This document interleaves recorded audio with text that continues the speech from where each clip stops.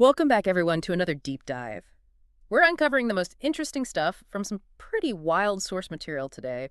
Ever heard of hiding something valuable in plain sight? You mean like a $20 bill behind someone's ear? Way more valuable than that. Think more along the lines of $3,300 million worth of Bitcoin hidden in a Cheetos can. Seriously. No joke.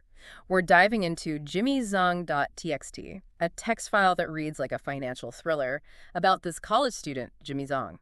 It's set in the early days of Bitcoin, back when the Silk Road was making headlines. Ah, the Silk Road. That brings back memories. For those who don't know, it was this hidden part of the internet, like a digital black market. And since it used Bitcoin, Yeah. well, let's just say it attracted a certain crowd. And Jimmy, according to this file, was right in the thick of it.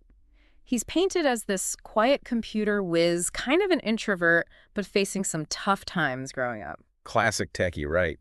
Except this guy was mining Bitcoin back in 2009. On his laptop. You got it. A laptop. Back then, not many people took Bitcoin seriously. I mean, it was basically worthless. So mining it on a regular computer wasn't that crazy. True, true. Most people thought it was a fad anyway, something that would blow over. And get this, Jimmy actually managed to mine 5,000 Bitcoin. Imagine what that'd be worth today. It'd be, well, let's just say life-changing money. But then again, this is crypto we're talking about. Fortunes change overnight. Yeah, this file makes that crystal clear. Apparently, Jimmy learned that the hard way. His laptop crashed, taking most of his Bitcoin with it. Ouch. That's gotta hurt. Big time. Talk about a tough break. But you know what they say? What doesn't kill you makes you stronger. Because then things get really wild with Silk Road. The digital Wild West, if there ever was one. And Jimmy, he stumbles upon a vulnerability, a flaw in the marketplace's system.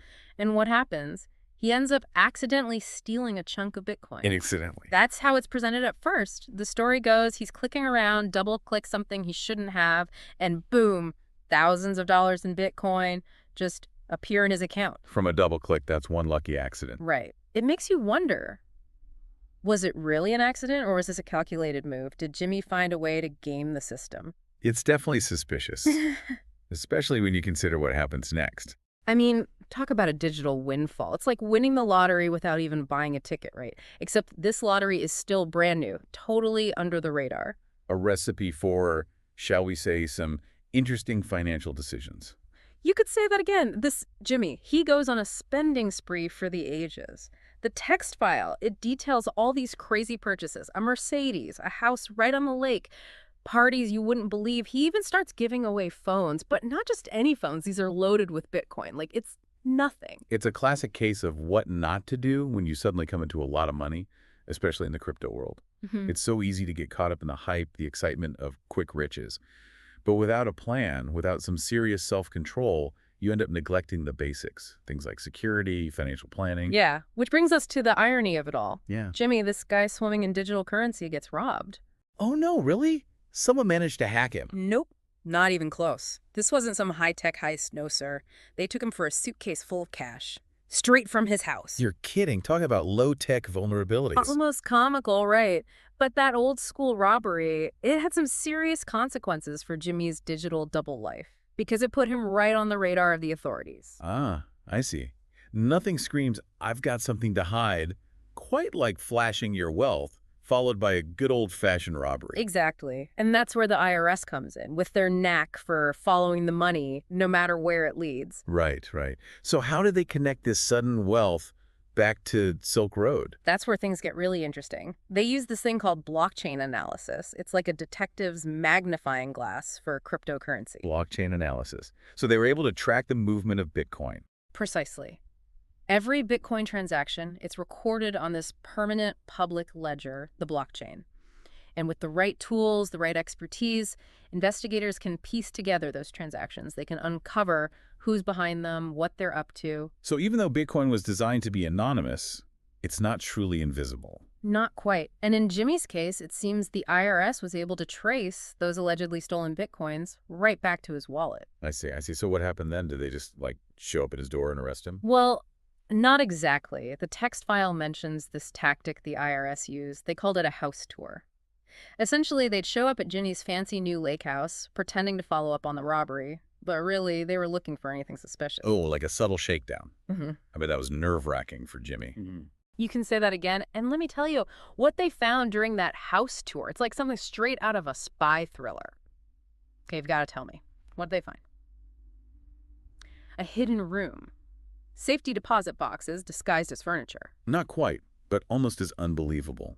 They were led to a bathroom, unremarkable, except for a seemingly forgotten item, a large Cheetos popcorn can.